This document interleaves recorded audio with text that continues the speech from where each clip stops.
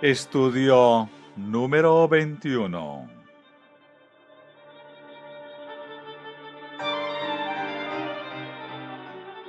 Retomamos hoy el tema en el punto en que lo dejamos anoche.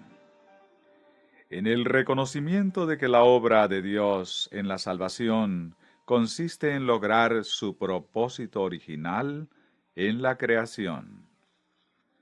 Como vimos ya, cuando se completó la obra de la creación de los cielos y la tierra, con todo lo que hay en ellos, quedaba allí cumplido el propósito de Dios, y por ese motivo se gozó en aquel día. Sin embargo, mediante el engaño de Satanás, este mundo resultó alejado de su propósito en la creación, viniendo a convertirse en todo lo contrario. Por lo tanto, a fin de conseguir su propósito, el Señor ha de reunir a partir de este mundo un pueblo que habitará la tierra renovada, tal como habría sucedido según su propósito original, de no haber sucedido la caída. Y cuando lo logre, mediante esa palabra de salvación, mediante el poder de Dios en la salvación, constituirá la auténtica realización final, el cumplimiento del propósito divino original al crear este mundo con todo lo que contiene, un universo completo en el que todo cuanto haya en el cielo, en la tierra, bajo ella y en el mar, con todo lo que hay en ellos, digan: al que está sentado en el trono y al Cordero, sea la alabanza, la honra, la gloria y el poder, por los siglos de los siglos. Apocalipsis 5:13.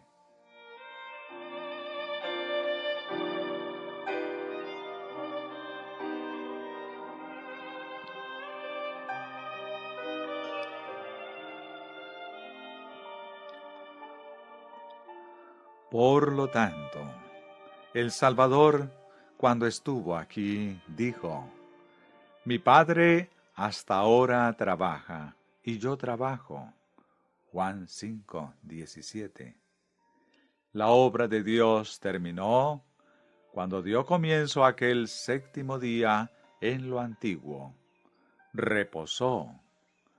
Pero su obra en esta tierra y la formación del hombre quedaban aún pendientes, de manera que debió ponerse nuevamente a la labor en la obra de la salvación, a fin de completar su propósito original.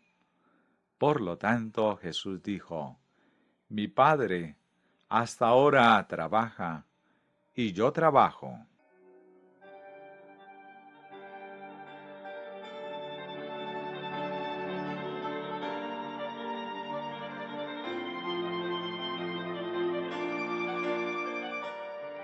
Leeré a continuación 3 pasajes del Antiguo Testamento y 3 del Nuevo, y podéis multiplicarlos tanto como querráis, especialmente a partir del capítulo 40 de Isaías y siguientes. Esos textos muestran que en la obra de la salvación, el Señor pone su obra original en la creación, y se pone a sí mismo como creador, y a su poder tal cual se manifestó en la creación, como la base de nuestra confianza en su poder para consumar nuestra salvación. Ved primeramente Salmos 111, versículo 4. Ha hecho memorables sus maravillas. Una traducción alternativa más literal sería: ha hecho un memorial para sus obras maravillosas. De eso es lo que hemos estado hablando. era la primera parte del versículo que continúa así: Clemente y misericordioso es Jehová. Sus obras maravillosas, por lo tanto, que están significadas en el memorial que estableció, quedan en ese versículo ligadas a su clemencia y misericordia, a la plenitud de su compasión hacia el ser humano en este mundo, que tan necesitado está de ella. Veamos ahora el capítulo 40 de Isaías, y podéis continuar a lo largo de todo el libro, pues lo encontraréis desde el principio hasta el fin. Comencemos en su primer versículo, que dice: Consolad, consolad a mi pueblo, dice vuestro Dios. Hablad al corazón de Jerusalén, decidle a voces que su tiempo es ya cumplido, que su pecado está perdonado, que doble ha recibido de la mano de Jehová por todos sus pecados. Voz que clama en el desierto: preparad un camino a Jehová, nivelad una calzada en la estepa a nuestro Dios. Es el mensaje de Juan Bautista. Todo valle sea alzado, y bájese todo monte y collado. Que lo torcido se enderece, y lo áspero se allane. Entonces se manifestará la gloria de Jehová, y toda carne juntamente la verá, porque la boca de Jehová ha hablado. Voz que decía: da voces. Y yo respondí: ¿qué tengo que decir a voces? Que toda carne es hierba, y toda su gloria como la flor del campo. La hierba se seca, y la flor se marchita, porque el viento de Jehová sopla en ella. Ciertamente como hierba es el pueblo. La hierba se seca y se marchita la flor, mas la palabra del Dios nuestro permanece para siempre.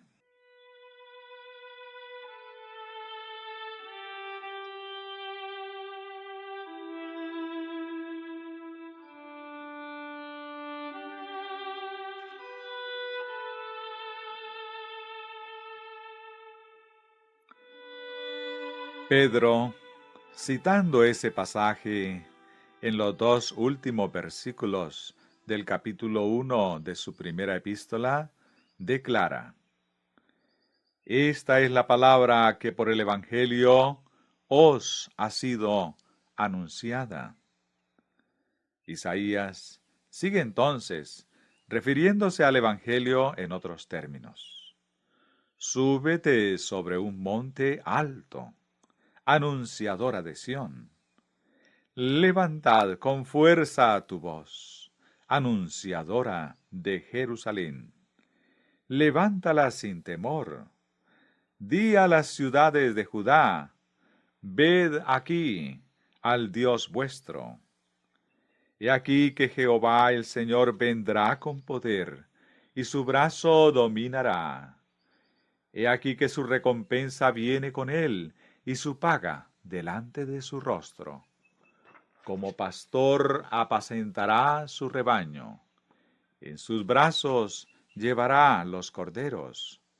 Junto a su pecho los llevará, y pastoreará con ternura a las recién paridas. Hasta aquí está exponiendo el Evangelio mediante la palabra de Dios. Seguimos leyendo. ¿Quién midió las aguas con el hueco de su mano y los cielos con su palmo? Con 3 dedos juntó el polvo de la tierra, y pesó los montes con balanza, y con pesas los collados.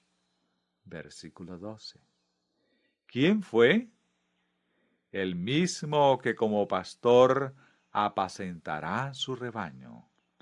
Aquel cuya voz nos habla hoy en el Evangelio, aquel que vive para siempre.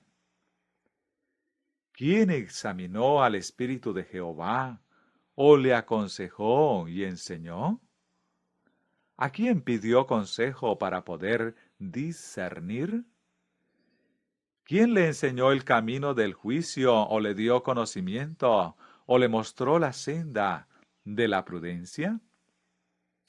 He aquí que las naciones son para él como la gota de agua que cae del cubo, y como polvo menudo en las balanzas le son estimadas. He aquí que las islas le son como polvo que se desvanece. Ni el Líbano bastará para el fuego, ni todos sus animales para el sacrificio. Como nada son todas las naciones delante de él. Para él cuenta menos que nada, menos que lo que no es. ¿A qué pues haréis semejante a Dios? ¿O qué imagen le compondréis?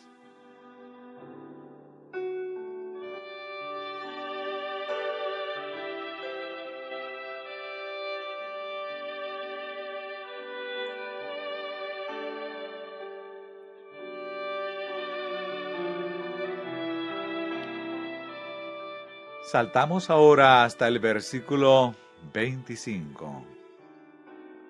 ¿A qué pues me haréis semejante o me compararéis? Dice el Santo. Levantad en alto vuestros ojos y mirad quién creó estas cosas. Él saca y cuenta a su ejército. A toda llama por sus nombres y ninguna faltará. Dice el texto que no faltará ni siquiera uno solo.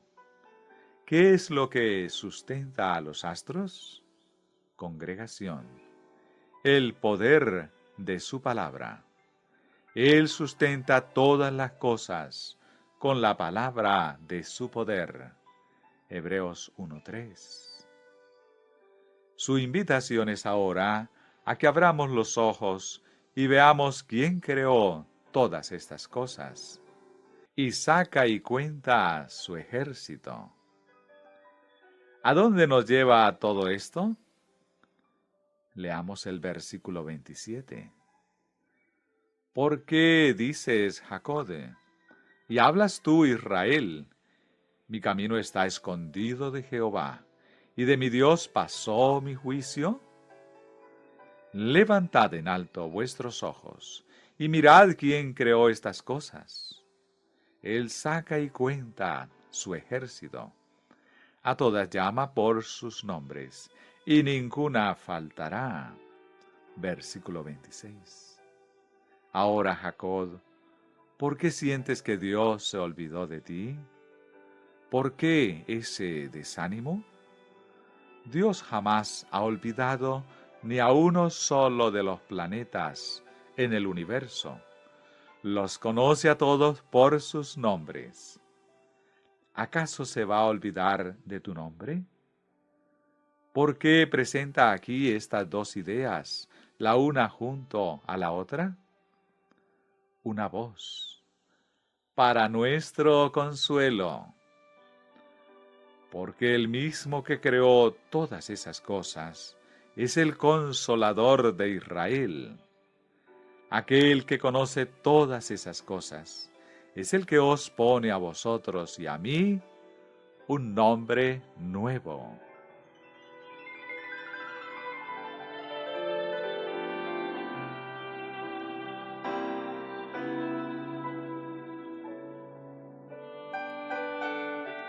Versículo 28.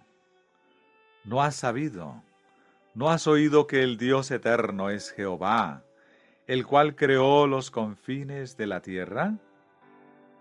No desfallece ni se fatiga con cansancio, y su entendimiento no hay quien lo alcance.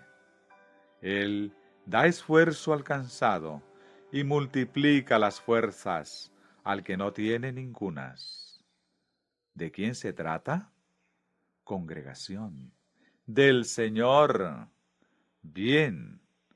Levantad en alto vuestros ojos, y ved quién creó todas estas cosas, y comprobad entonces que tiene el poder para dar fuerzas al cansado mediante su palabra.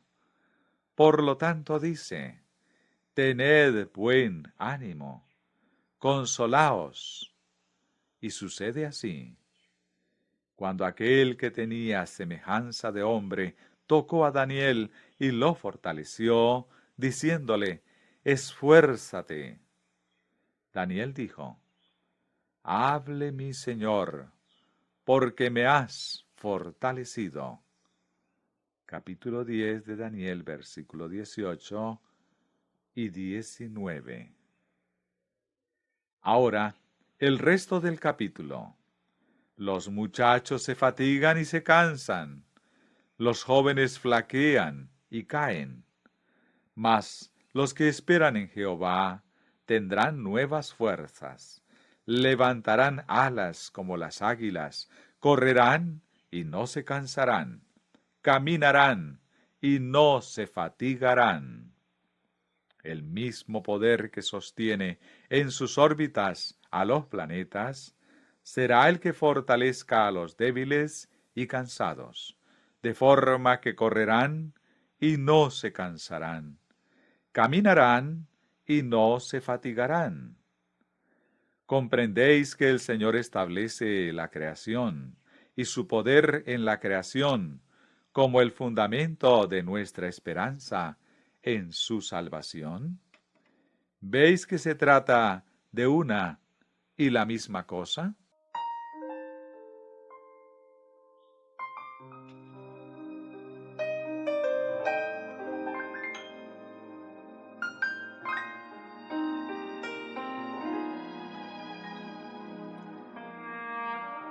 En el Salmo 147, versículos 3 y 4, encontramos otro pasaje bendito que afecta íntimamente a todos. Y es por eso que lo leo. Él sana a los quebrantados de corazón y venda sus heridas. Él cuenta el número de las estrellas. A todas ellas llama por sus nombres. Aquel que es capaz de contar el número de las estrellas, conociendo a cada uno por nombre, es quien sana y venda las heridas de los corazones quebrantados. Así, ¿fue herido vuestro espíritu? ¿Se quebrantó vuestro corazón y casi os desesperasteis, creyéndoos olvidados de todo y de todos? El versículo es para vosotros. El pensamiento es el siguiente. No es sólo que Él sana a los quebrantados de corazón y venda sus heridas, sino que también cuenta las estrellas y las llama por sus nombres, motivo por el cual nunca olvidará tu nombre. Así es el Señor. Así es nuestro Salvador. Pero el fundamento de nuestra confianza en Él como Salvador es que Él creó todos esos astros y los conoce por sus nombres, sustentándolos con la palabra de su poder para salvar. Yendo ahora al Nuevo Testamento, recordad lo escrito en el primer capítulo de Juan, versículo 1 al 4. En el principio era el Verbo. El Verbo estaba con Dios, y el Verbo era Dios. Este estaba en el principio con Dios. Todas las cosas por medio de Él fueron hechas, y sin Él nada de lo que ha sido hecho fue hecho. En Él estaba la vida, y la vida era la luz de los hombres. Y el versículo 14. El Verbo se hizo carne y habitó entre nosotros, lleno de gracia y de verdad.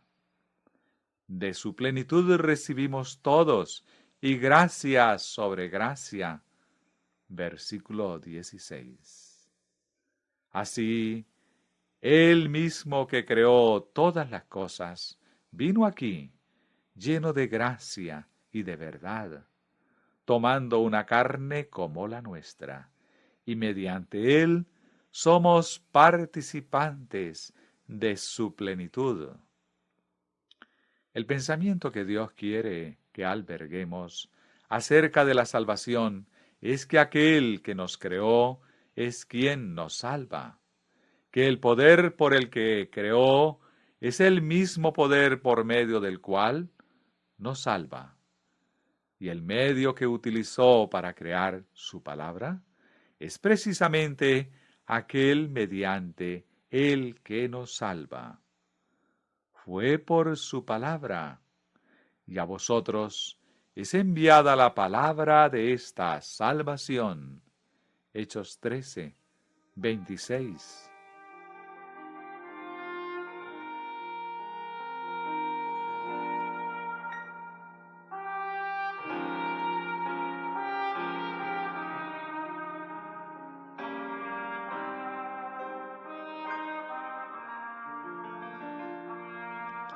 Efesios 3 se refiere al Evangelio.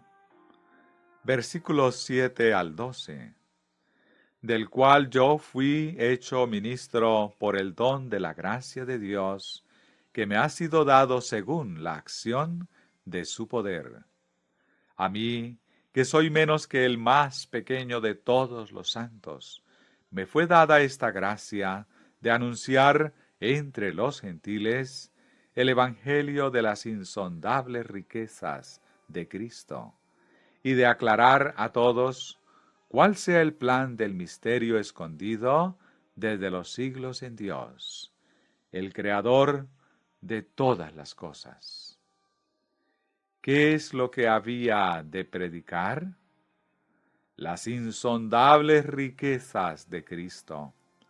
Y tenía que hacer ver a todos el misterio escondido desde los siglos en Dios, el Creador de todas las cosas, en Jesucristo. Por lo tanto, la finalidad del Evangelio es permitir que el hombre comprenda cuál fue el propósito de Dios cuando creó al principio. Si el Evangelio tuviera otro propósito diferente, si enseñara cosas diferentes, o recurriera a algún otro poder distinto del que actuó en la creación original, su predicación no llevaría a ninguna parte.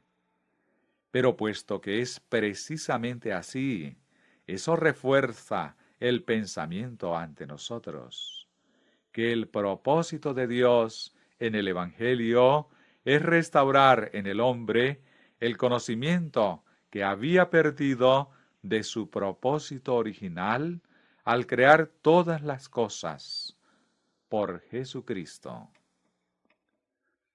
Así, seguimos leyendo. Para que la multiforme sabiduría de Dios sea ahora dada a conocer por medio de la Iglesia a los principados y potestades en los lugares celestiales, conforme al propósito eterno que hizo en Cristo Jesús, nuestro Señor. Pero leemos en otro lugar que Él tuvo ese propósito desde antes de la fundación del mundo. Necesariamente tuvo que ser así, dado que se trata de su propósito eterno. Por lo tanto, en Cristo, en la salvación del mundo y del hombre, y en toda la obra de Cristo, Dios está llevando a cabo su propósito eterno, tal como fue desde el principio, en quien tenemos seguridad y acceso con confianza por medio de la fe en Él. Versículo 12.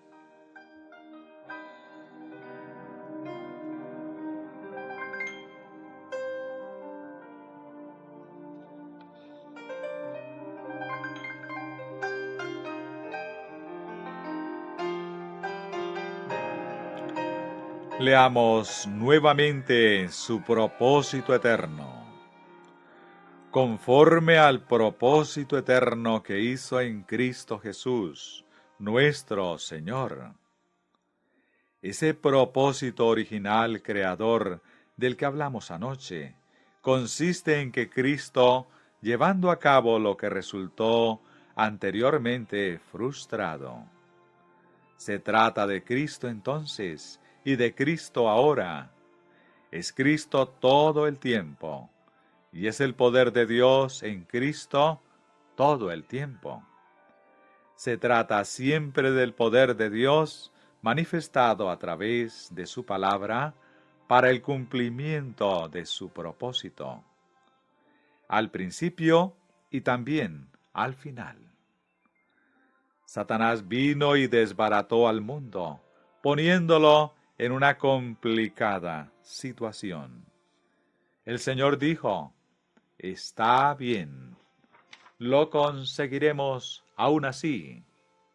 Satanás no hizo nada, excepto seguir desbaratando el mundo y obligando a que tuviera lugar un rodeo.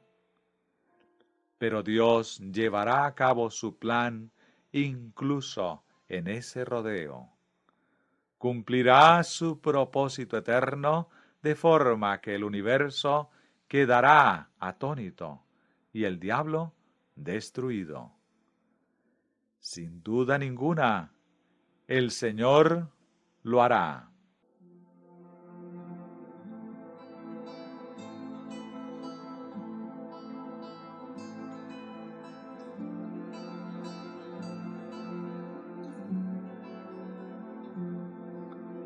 Encontramos lo mismo en Colosenses 1, a partir del versículo 9. Leeré del 9 al 17.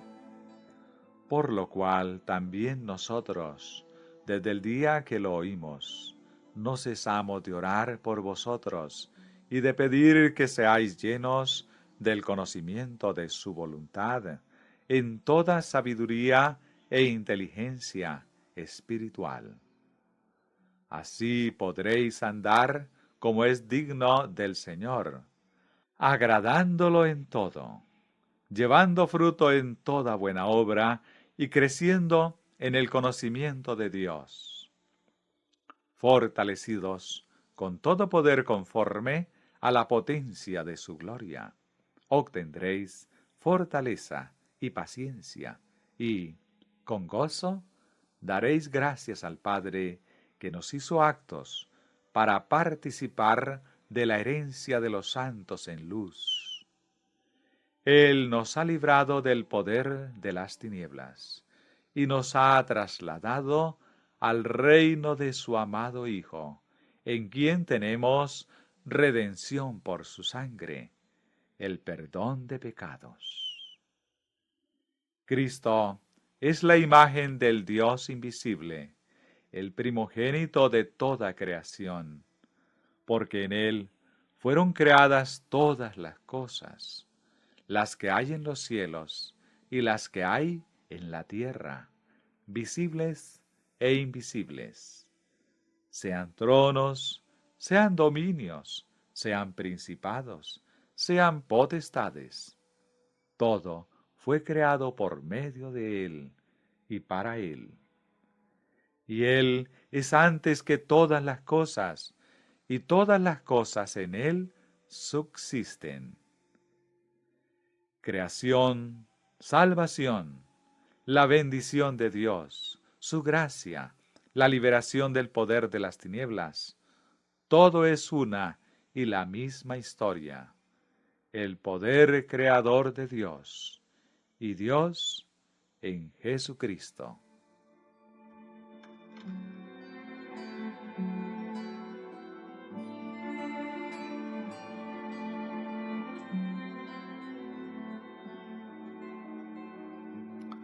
Todo lo anterior está contenido en el primer capítulo de Hebreos.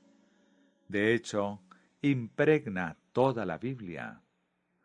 Así pues, no necesitamos insistir más en que la salvación es creación, y en que nos es dada como indicación del poder creador manifestado en Jesucristo. Y la única forma en la que dicho poder se manifiesta es en Jesucristo. La única forma en que podemos conocer a Dios es en Cristo. Él mismo ha establecido esa señal indicativa del poder creador de Dios en Jesucristo.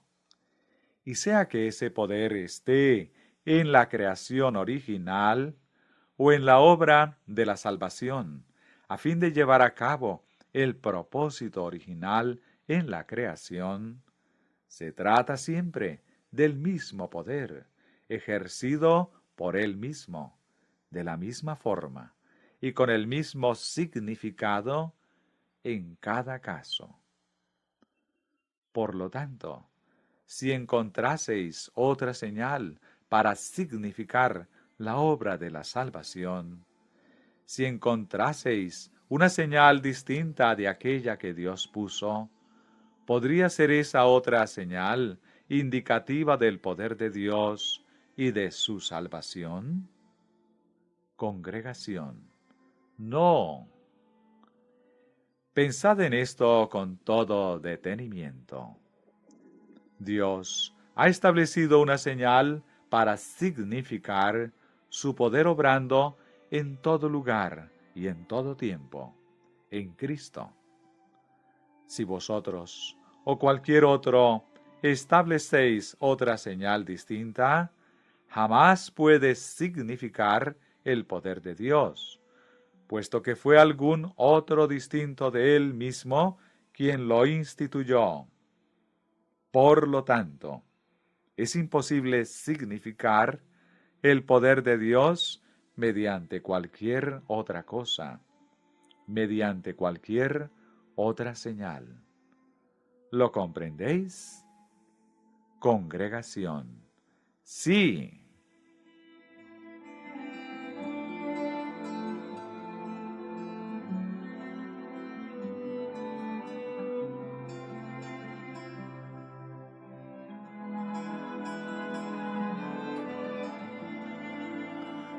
Hay más. Si alguien encontrara en alguna parte de la historia otra señal establecida para significar la salvación, sería salvación mediante otro poder distinto del poder de Dios en Jesucristo. Solo podría ser así. Bien, ¿se ha dado algún esfuerzo? ¿Se ha albergado alguna pretensión en la historia a fin de salvar a las personas mediante algún otro poder diferente al de Jesucristo? Congregación. Sí.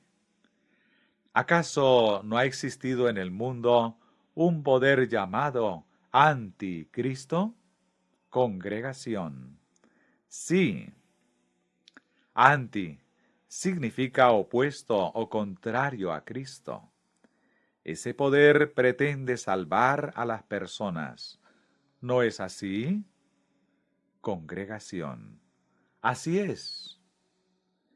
Leamos primeramente la descripción de su proceder. Se opone y se levanta contra todo lo que se llama Dios o es objeto de culto, tanto que se sienta en el templo de Dios como Dios, haciéndose pasar por Dios. Segunda de Tesalonicenses, capítulo 2, versículo 4.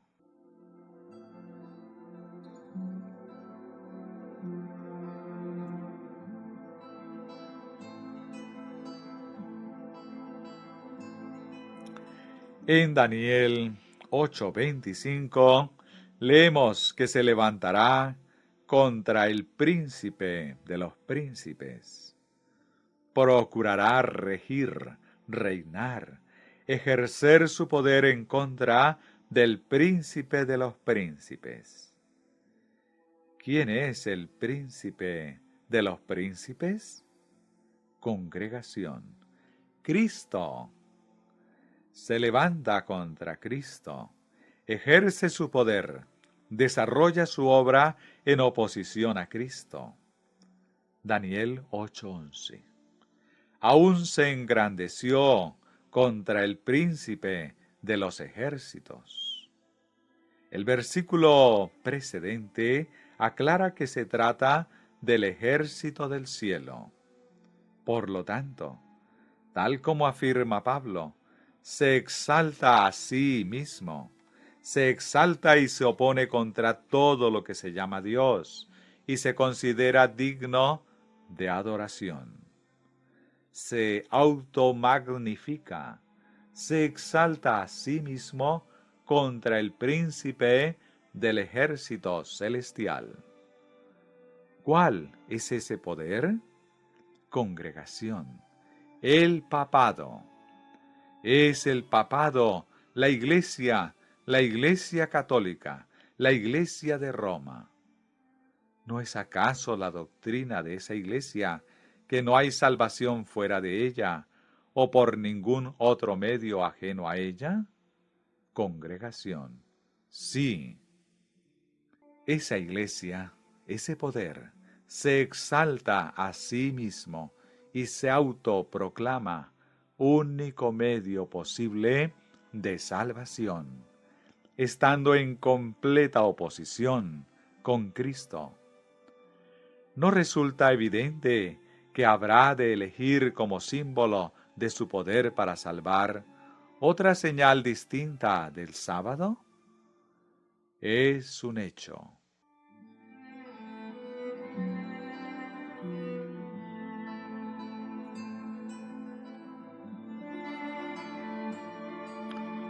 Otro pensamiento en este punto.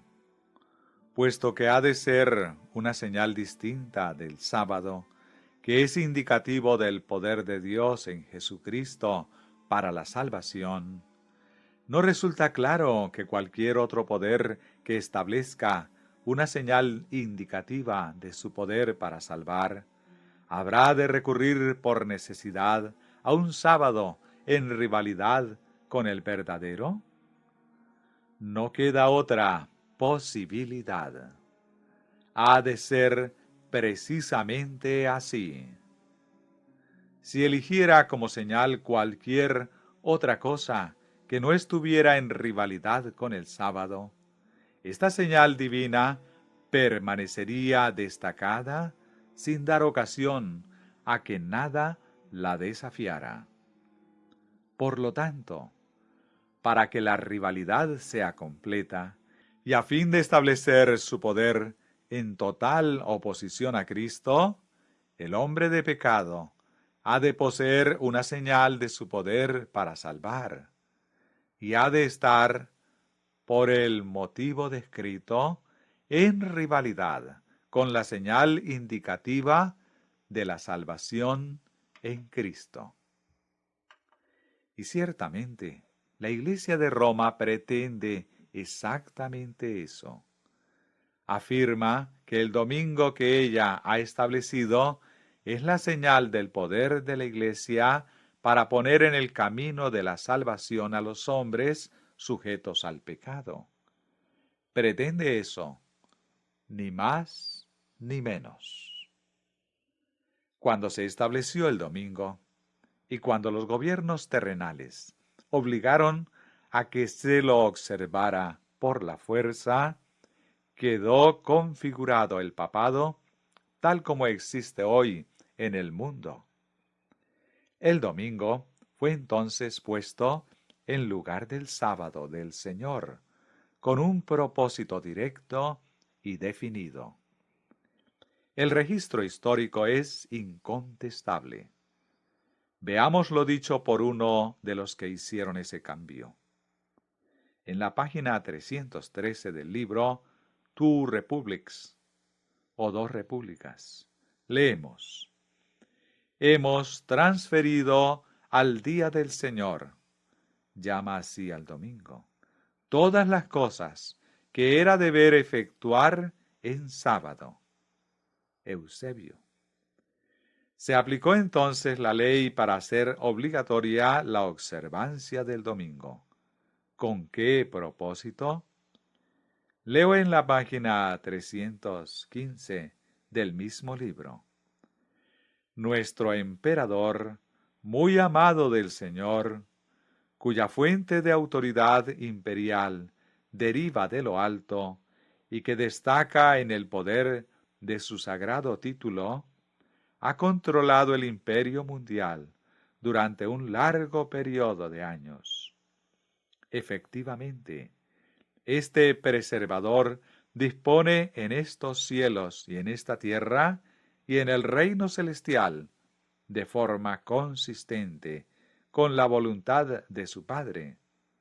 Así, nuestro emperador amado por él, llevando a aquellos sobre quienes rigen la tierra al unigénito Verbo y Salvador, los hace auténticos súbditos de su reino. Eusebio. Su propósito era, pues, salvar a las personas por esos medios, y el domingo se estableció como señal del poder que lo estaba llevando a cabo, en lugar del sábado del Señor, que es indicativo de su poder. Sigo leyendo en la página 16. Ordenó asimismo que se observara un día como ocasión especial para la adoración religiosa. Cierro comillas. Y ¿quién otro ha ordenado a las naciones que pueblan los continentes y las islas de este vasto mundo que se reúnan en el día del Señor? Se refiere al domingo, observándolo como festivo, no para cuidar el cuerpo, sino para fortalecimiento y ánimo del alma mediante la instrucción en la verdad divina. Cierro comillas. Escrito por Eusebio. Tal era su objetivo: tomar el lugar de Dios, tomar el lugar del sábado del Señor. Es lógico que hiciera así, ya que hemos visto que de suscitarse otro poder con la pretensión de salvar a las personas, habría de acuñar otra señal distinta de la que es indicativa del poder de Dios. Eso es lo que hizo el papado, y estableció con ello el gobierno de la Iglesia, convirtiéndola en el conducto de salvación mediante el poder terrenal absoluto y compeliendo a las personas por ese camino. Ya leímos aquí la doctrina de la Iglesia. La doctrina de la Iglesia de Roma acerca de cómo han de hacer las personas para salvarse. Y todo consistía en el yo del hombre. El que puede ahí salvar es solamente el poder del yo. No se trata de la salvación de Cristo. Sus doctrinas enseñan que el hombre se ha de preparar a sí mismo, que ha de lograr una bondad suficiente, y entonces el Señor hará tratos con él. Si haces tal y tal cosa, seré benigno contigo. Así se lee en ese libro. No tengo tiempo esta noche de repetirlo. Su doctrina consiste en que la persona tiene que hacer cierta cosa. El problema es que no hay en ella poder alguno para efectuarla, pero su argumento es que si la hace, lo ha ganado todo. Esa no es la salvación en Cristo, no es la salvación de Dios.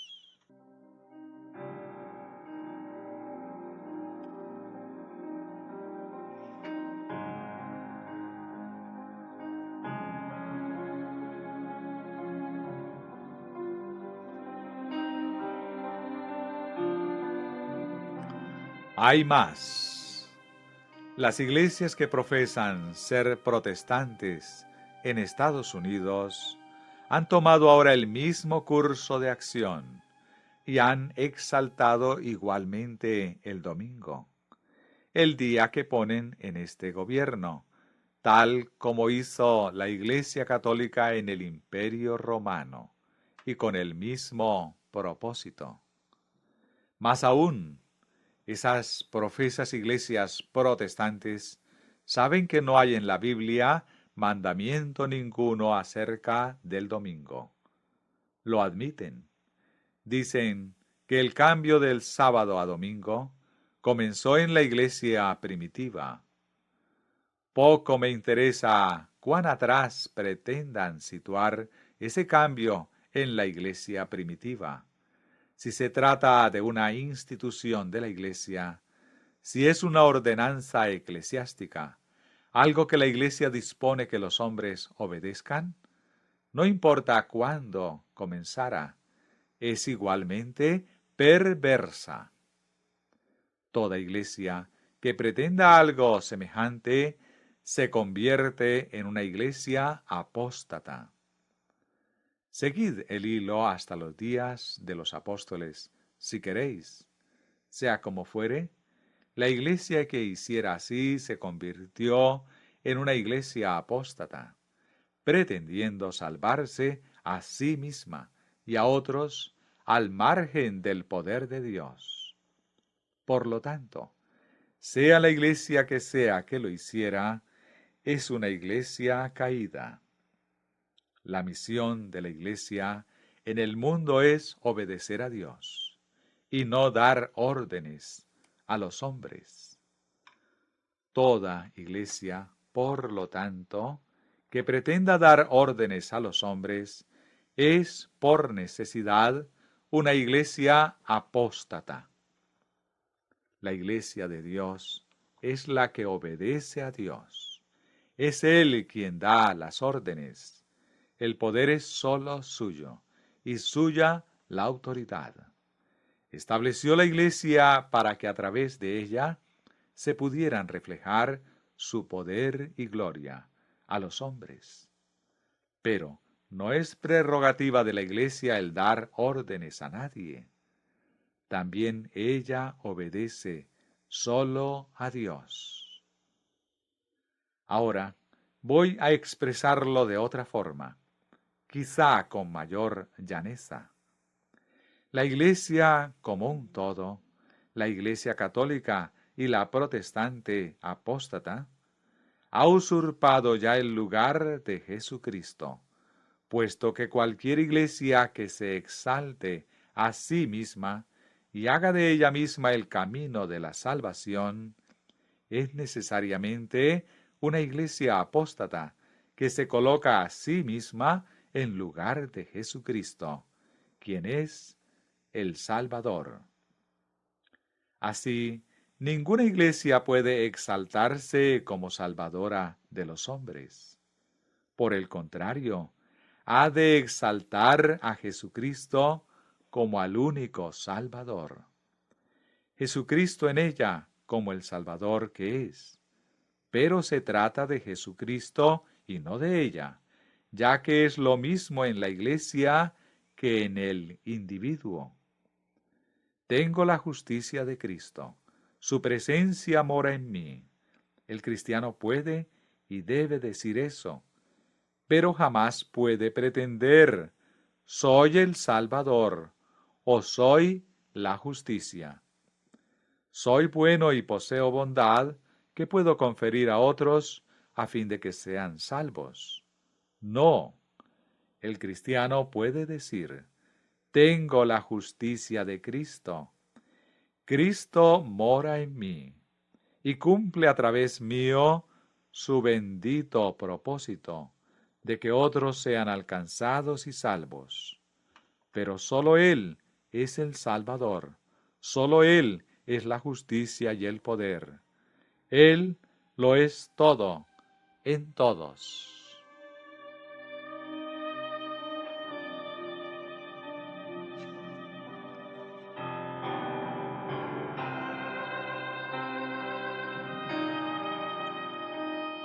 Como sucede con la persona, así también con la colectividad. De igual forma en que Cristo mora en la persona, lo hace también en la colectividad de personas, en un sentido más profundo que en el caso del simple individuo. Y la justicia de Cristo en la comunidad de personas no es otra cosa que la justicia de Cristo, en mayor medida, si cabe, en la comunidad de individuos que constituye la Iglesia. De igual forma en que Cristo obra a través del individuo para su salvación, Cristo en la Iglesia obra a través de toda la Iglesia para salvar. Ahora bien, si la Iglesia se enorgullece y se cree por encima de todo, comenzando a atribuirse crédito para gloria suya así como poder para salvar, en ese preciso momento se está colocando en el lugar de Jesucristo, pretendiendo ser el Salvador.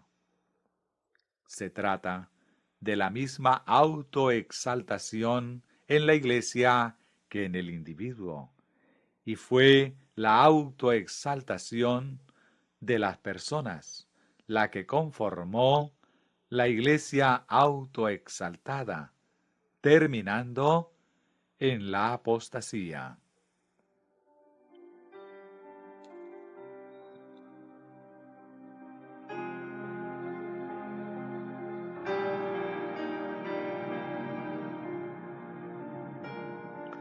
Se trata, pues, de la Iglesia pretendiendo ser ella misma el camino de la salvación, la salvadora realmente, la única vía de salvación, de forma que todos pueden únicamente salvarse según el camino que ella establece.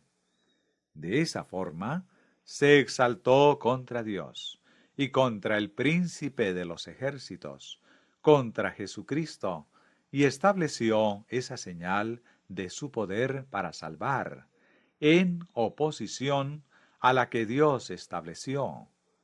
Y tal como hemos visto, lo hizo con el propósito declarado de ponerlo en sustitución del sábado del Señor. Y la segunda iglesia apóstata, la que se ha establecido en nuestra tierra, ha obrado de la misma forma.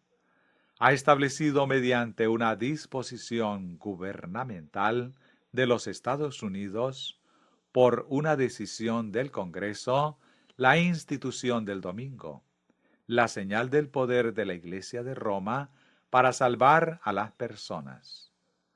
Las profesas iglesias protestantes lo han establecido mediante una disposición emanada del Congreso, en lugar del sábado del Señor. Así pues, la madre y sus hijas se han deshecho del sábado del Señor y han puesto en su lugar la señal de la salvación, según la Iglesia Católica. Veamos ahora el significado de lo anterior. ¿Qué hemos visto que es el sábado? La señal de lo que Cristo es para el creyente, desde todo punto de vista en que quepa analizarlo. La señal de lo que es Dios para el hombre en Jesucristo. Hemos visto que lleva en sí mismo la presencia, la bendición, el espíritu, el refrigerio, la presencia santificadora de Cristo y de Dios. Lleva en sí mismo la presencia de Jesucristo, y aquel que lo guarda por la fe en Jesús disfruta de su presencia. Al sucederse un sábado tras otro, haya presencia adicional de Jesús. Por consiguiente, cuando la Iglesia apóstata desechó todo lo anterior y puso en su lugar la señal propia de ella, ¿desechó solamente el día? Una voz. Desechó a Cristo. ¿Acaso no fue eso quitar a Cristo de las mentes y vidas de las personas? Cuando las iglesias apóstatas han hecho lo mismo en nuestra tierra, ante nuestros ojos, ¿no han desechado también la presencia y el poder de Cristo, desterrándolo así del conocimiento y las vidas de las personas? Congregación. Sí.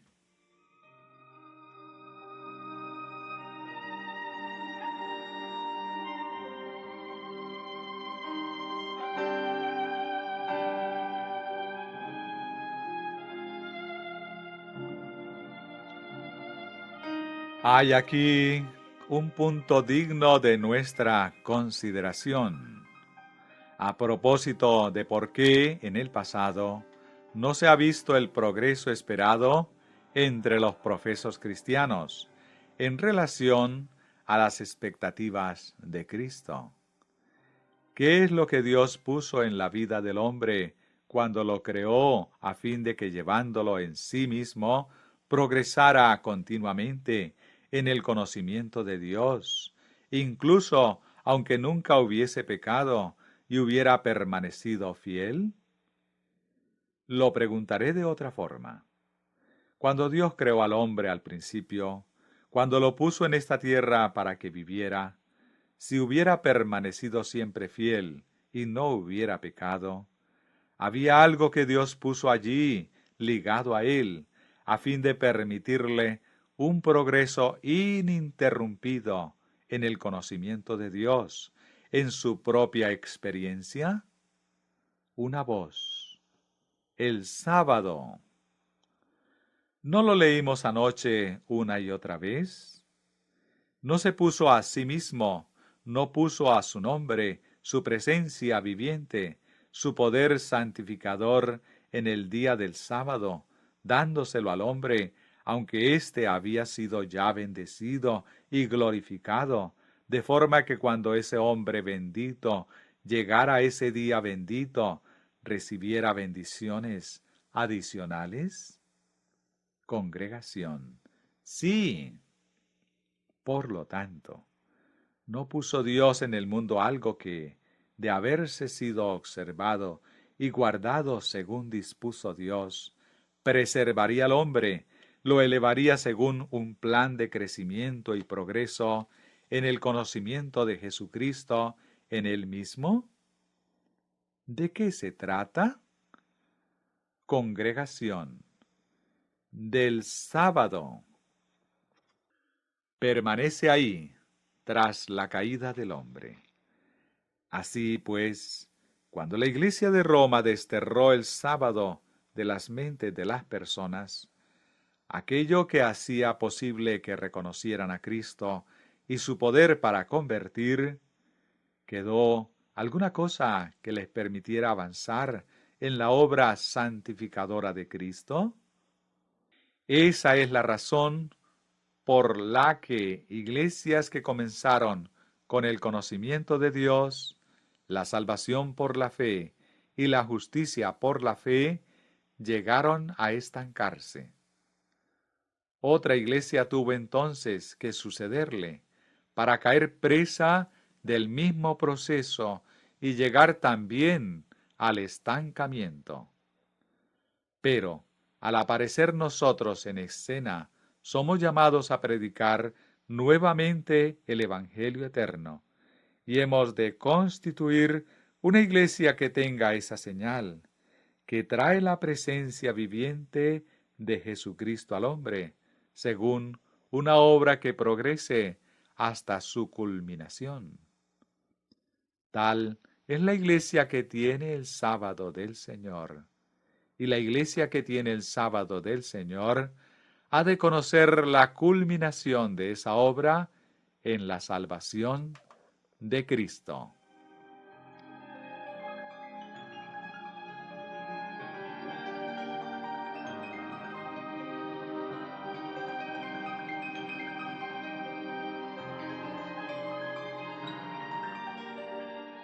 ¿Quién puede medir la maldición y perjuicio que ha ocasionado al mundo esa terrible acción de las iglesias apóstatas? Nada que no sea la mente de Dios puede comprender la magnitud del daño y pérdida causados. El efecto logrado fue quitar la presencia de Cristo, quitar a Cristo del conocimiento, de la experiencia de los corazones humanos. En su lugar, instauró otro poder, un poder humano, un poder satánico, el yo. Lo colocó en el lugar de Dios y de Cristo, quien se anonadó a sí mismo para que Dios pudiera brillar. Hay un paralelismo histórico increíblemente apropiado a lo que acabo de exponer, y vale la pena que lo consideremos. En primer lugar, la humanidad, los hombres, perteneciendo o no a la Iglesia, están sujetos a Dios. ¿Podrían existir sin Dios? Congregación. No.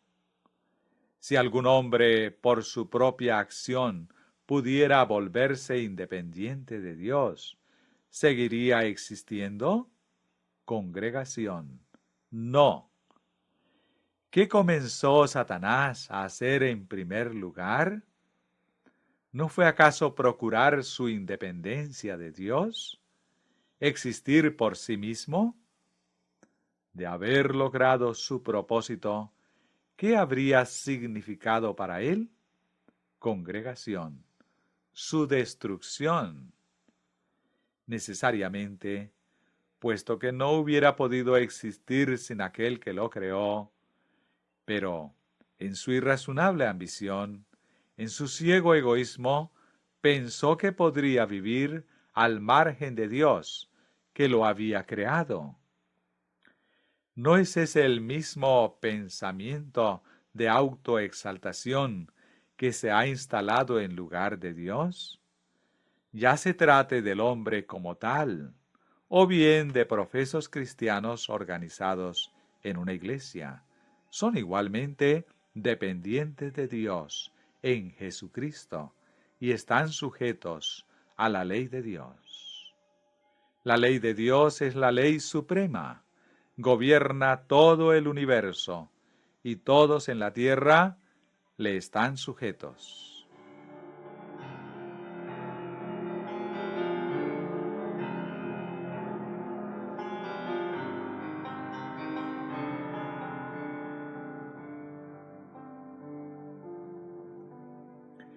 Ved ahora el paralelismo.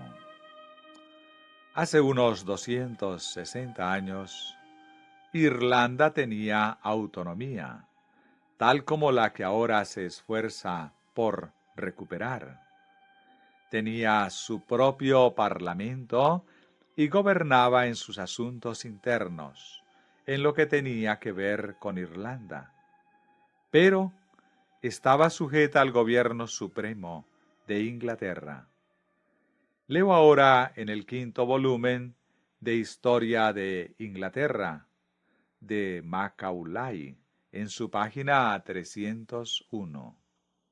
Los lores y los comunes de Irlanda se atrevieron, no sólo a volver a promulgar una disposición de Inglaterra que tenía el expreso propósito de sujetarlos a ella, sino a promulgarla con modificaciones.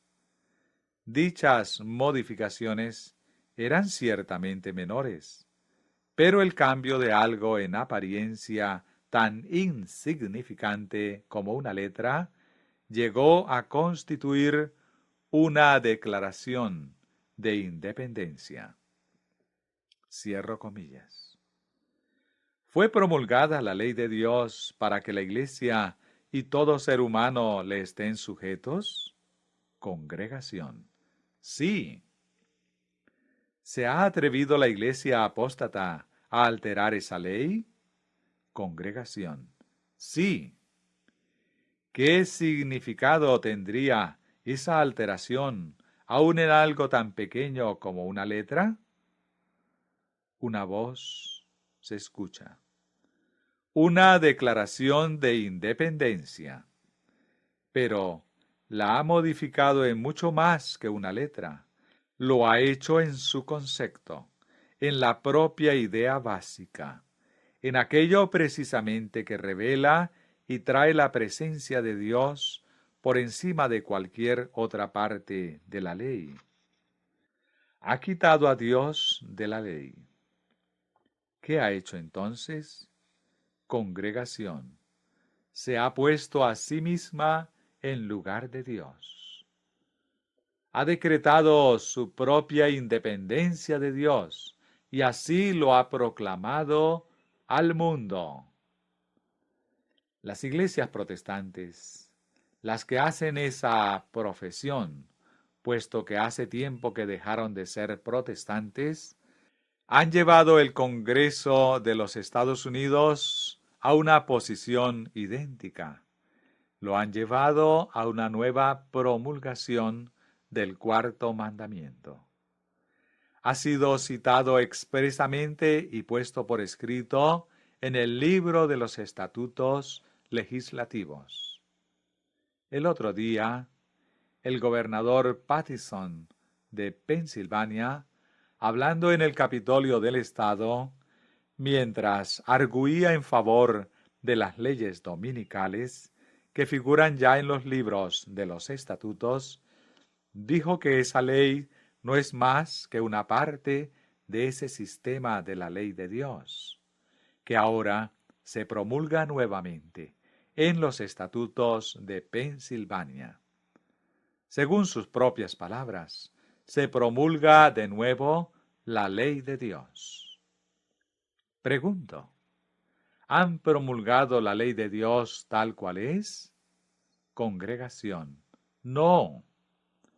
Si lo hubieran hecho así, si la hubieran decretado por la fuerza, eso los habría puesto en un plano de igualdad con Dios. Pero la han promulgado alterándola y obrando así se han colocado por encima de Dios. Las iglesias de esta nación se han autoproclamado así independientes de Dios en su acción de establecer su propia ley, alterándola deliberadamente en el curso del proceso legislativo que la aprobó. Permitidme que lea otra frase del libro que os he citado en la misma página 301. La colonia de Irlanda era de la forma más enfática dependiente. Era una dependencia no sólo porque lo establecía la ley del reino, sino por lógica necesidad. Era absurdo pretender la independencia de una comunidad que no podía dejar de ser dependiente sin dejar con ello de existir. Cierro comillas. ¿Podéis imaginar un paralelismo más estrecho para ilustrar ese principio del gobierno y de la ley que éste al que nos hemos referido y que quedó registrado para nuestra instrucción?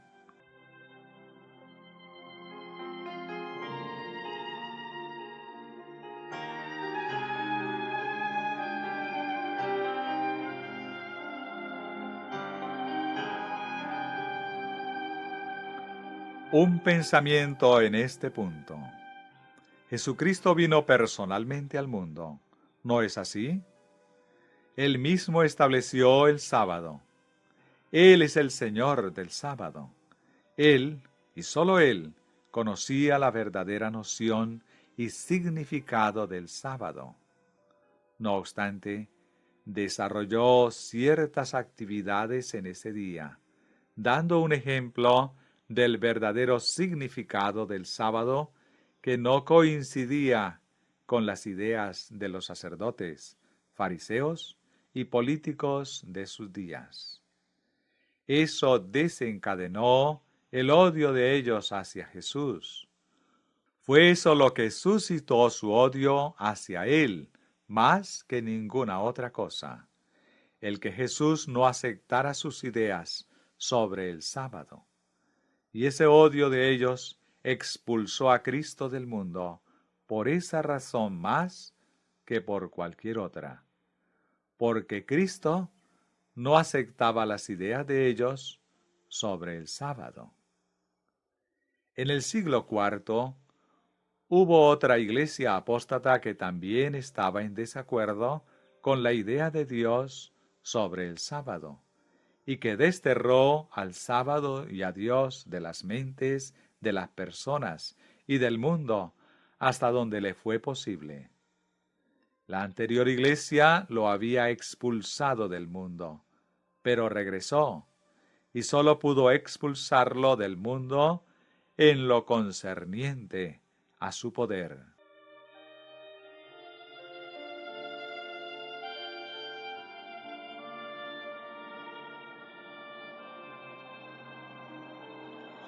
Hay aquí otra iglesia apóstata, la tercera, que ha seguido el ejemplo de las dos iglesias apóstatas anteriores.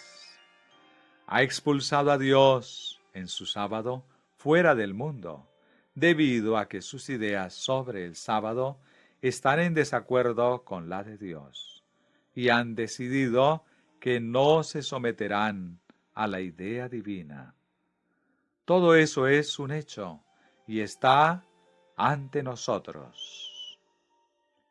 Aquella primera iglesia apóstata, a fin de poder cumplir su propósito de expulsar del mundo a Cristo, manteniendo así sus propias ideas acerca de lo que es el sábado, se asoció con un poder terrenal, eligiendo a César y dando la espalda a Dios.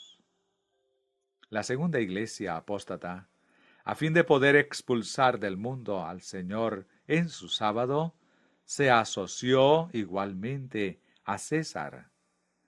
En la tercera apostasía, a fin de hacer prevalecer su idea sobre el sábado en contra de la de Cristo, ha de deshacerse de Cristo en su sábado.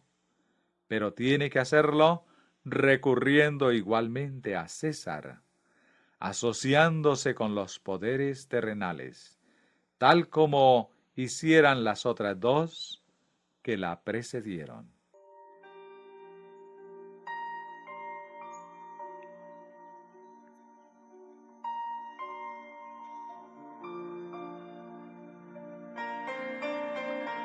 En la primera apostasía, cuando se asociaron al César para deshacerse de Cristo y sostener sus propias ideas en contra de él acerca de lo que es el sábado, el resultado, aun habiendo sido perpetrado por una minoría tan escasa que no se atrevieron a explicar al pueblo lo que estaban haciendo, por temor a que lo rescataran de sus manos, esa minoría, por exigua que fuera, estaba compuesta en su casi totalidad y estaba enteramente dirigida por los líderes de la Iglesia.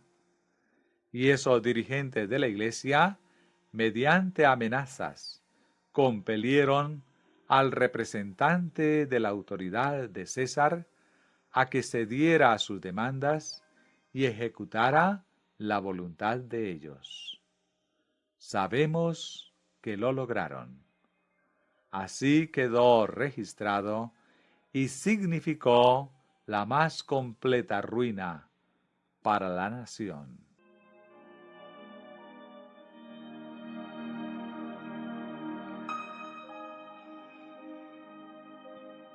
Por lo tanto, es posible que una minoría, una exigua minoría, bajo la influencia de unos pocos responsables de iglesia, sus dirigentes, tome un curso de acción que ocasione la ruina de la nación de la que forma parte? Congregación. Sí. La segunda apostasía repitió el mismo patrón, entregándose a la influencia del poder terrenal, obteniendo de esa forma poder gubernamental para poder realizar su propósito de deshacerse de Cristo en su sábado y de mantener sus propias ideas acerca del sábado en contra de las de Cristo. Fue una minoría la que hizo eso. Lo protagonizaron los principales dirigentes de la Iglesia. Por lo tanto, fue asunto de unos pocos. ¿Cuál fue el resultado de esa intriga para el Imperio Romano? Significó su ruina. Por lo tanto, es posible que una exigua minoría, insignificante, al compararla con la gran masa, dirigida, eso sí, por unos pocos de los prelados de la Iglesia, instaure un estado de cosas como ese y lleve al gobierno a un curso de acción que desemboque en su ruina más completa. En la historia se ha demostrado así por 2 veces. Entonces, en esta región, el pasado año, ante vuestros ojos y los míos, una minoría de personas de nuestro país, influida por unos pocos, una minoría de dirigentes de iglesia, logró, mediante amenazas, que los políticos entregaran en sus manos el poder del gobierno para cumplir su propósito de sostener sus ideas sobre el sábado, en contra de la idea de Cristo. La historia ha demostrado por 2 veces que una acción como esa significó la ruina de la nación que la emprendió. ¿Significa esa doble acción alguna cosa en relación con la tercera instancia? Congregación. Sí. La lección que enseñaron las 2 primeras ocasiones se volverá a repetir en la tercera. Eso es lo que significa. Ruina, y nada más que ruina, es lo único que puede derivarse de ello. Ni ellos mismos son capaces de prevenirla. Nadie puede hacerlo. Han puesto en marcha un tren de circunstancias que nada en el universo puede detener. Dará su fruto inexorablemente.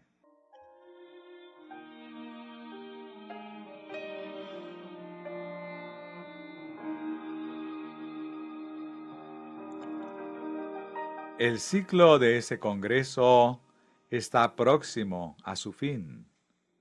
Es más que probable que concluya sin que se vuelva a abordar el tema.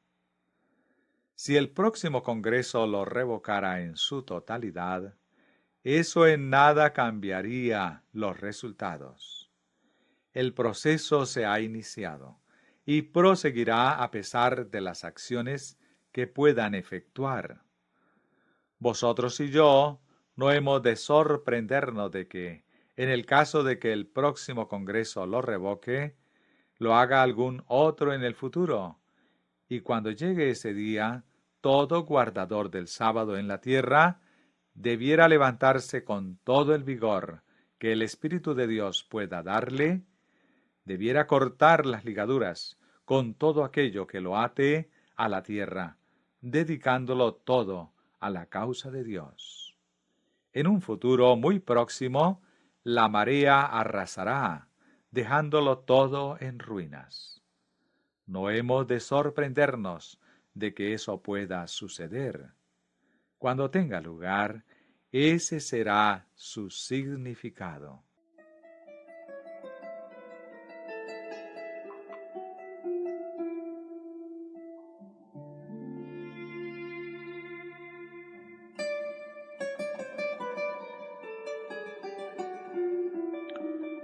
Pero quienes no han tenido una experiencia en la causa de Dios, confundirán el significado del hecho y os interpelarán así. Ya os decíamos que estabais exagerando ese asunto. No había nada de lo anunciado, y volverán a su confiada calma. Pero cuando la marea arrase, resultarán atrapados en la ruina. Que nada de esa naturaleza pueda engañar vuestras mentes y corazones, incluso aún se repita en 2 ocasiones. Creedlo, creed lo que aquí se está diciendo. Estudiadlo por el bien de vuestras vidas, pues realmente os va la vida en ello. Tened presente que la acción emprendida significa exactamente lo que enseñan las 2 pasadas lecciones de la historia. Significa ruina, aun en el caso de producirse en el proceso 1 o 2 revocaciones. Se ha puesto en marcha el proceso y los resultados no se harán esperar, a pesar de cuanto pueda hacer el universo. Por lo tanto, no hace diferencia alguna lo que alguien pueda deciros. Respondedle que sobre el particular tenéis una visión de mayor alcance. No hace ninguna diferencia si el Congreso lo revoca. Podéis estar seguros de que eso significa que el desenlace está mucho más próximo que nunca, y poned en ello toda vuestra alma. Si se ríen de vosotros, recordad que Dios ha prometido que llegará el día en el que vosotros reiréis y ellos lamentarán. Se trata de un asunto vital.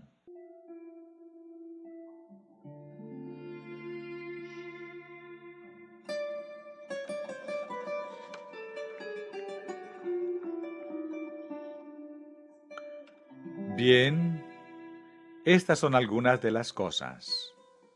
Más adelante os llamaremos la atención a otras más. Así pues, en cuanto a la cuestión de si el sábado, 7º día del Señor es el día, o bien si es el domingo, es un tema cargado de la más vital importancia y significado. Significa mucho más de lo que nadie en la tierra soñó jamás, a menos que participara personalmente en los consejos de Dios. Analicémoslo en mayor profundidad. Hemos visto que el sábado es la señal del poder de Dios en Jesucristo, obrando para la salvación del hombre. Hemos visto cómo el sábado trae por sí mismo y en sí mismo la presencia de Jesucristo a la experiencia viviente de la persona como ninguna otra cosa puede lograr, manteniéndola allí. Eso es un hecho. Si no encontraste esa presencia en tu propia experiencia, créelo y la encontrarás. Es privilegio de cada uno el saber a quién ha creído. Hemos visto también que la intención fue la de desterrar al Señor del conocimiento del hombre. Así ha quedado demostrado. La salvación del hombre depende, pues, de esa cuestión, de si el 7º día es el sábado del Señor o no lo es. Ese es ahora un asunto de vida o muerte. Encontramos ejemplos ilustrativos de eso. Vamos a leer uno, y con él concluiremos hoy. Hechos 25, versículos 19 y 20. Tenían contra él ciertas cuestiones acerca de su religión y de un cierto Jesús, ya muerto, que Pablo afirma que está vivo. Yo, dudando en cuestión semejante, le pregunté si quería ir a Jerusalén y allá ser juzgado de estas cosas. El motivo de aquel alboroto era el que cierto hombre estuviera vivo o no. Encontramos aquí a toda la nación judía en conmoción contra uno de su propio pueblo, y todo a raíz de si cierta persona estaba viva o muerta. Eso es todo cuanto Festo era capaz de discernir. Pero vosotros y yo sabemos que del hecho de que aquella persona estuviera viva o muerta, dependía la salvación o perdición del mundo entero. Y hoy sucede otro tanto. Oímos, ¿a qué viene todo ese revuelo en torno a si hay que guardar el sábado o el domingo? ¿Qué más dará un día que otro? ¿Qué sentido tiene que se suscite una nueva denominación y se organice todo ese alboroto en cuanto a si el sábado es el séptimo día o algún otro, en cuanto a si reposamos en un día o en otro? No tiene importancia alguna el que sea o no el sábado. Cierro comilla. De la decisión que haga la humanidad a ese respecto, individual o corporativamente, depende hoy la salvación o la destrucción de esta tierra. La salvación de los hombres depende hoy de si el día es el sábado del Señor, lo mismo que sucedió entonces. Los contemporáneos de Cristo, en su envidia hacia Él y en su determinación de que prevaleciera su idea contraria a la de Dios, lo expulsaron del mundo, entregándose después a una controversia acerca de si estaba vivo o muerto. De forma semejante, personas como esas habrían de expulsar al sábado del mundo, para discutir posteriormente si se trataba del sábado o no.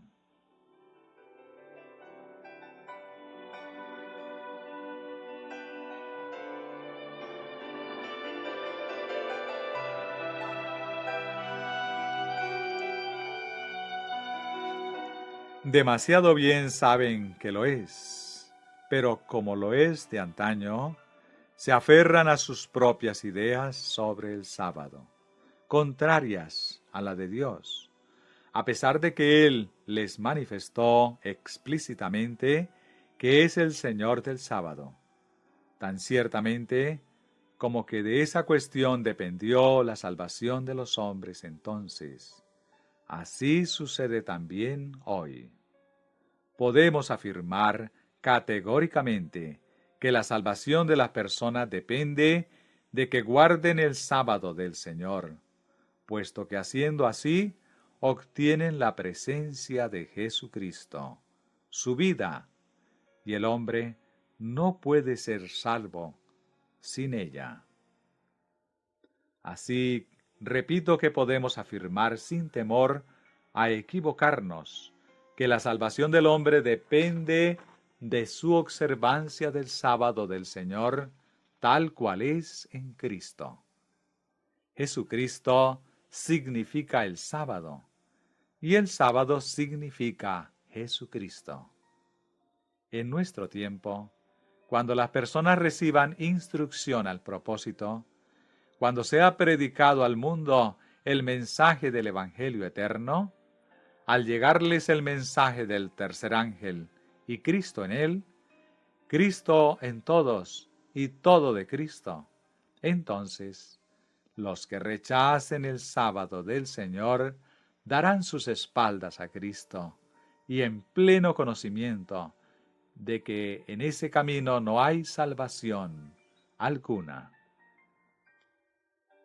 Pero, ¿no vimos en nuestro estudio precedente que no hay ninguna otra cosa que hayamos de predicar a las personas en este mundo, si no es a Cristo y solo a Él? ¿Y no hemos visto que hemos de predicarlo a Él frente a cualquier consideración terrenal, frente a cualquier consideración de protección de poderes terrenales, de riquezas o influencia del tipo que sea, y hasta de la vida misma?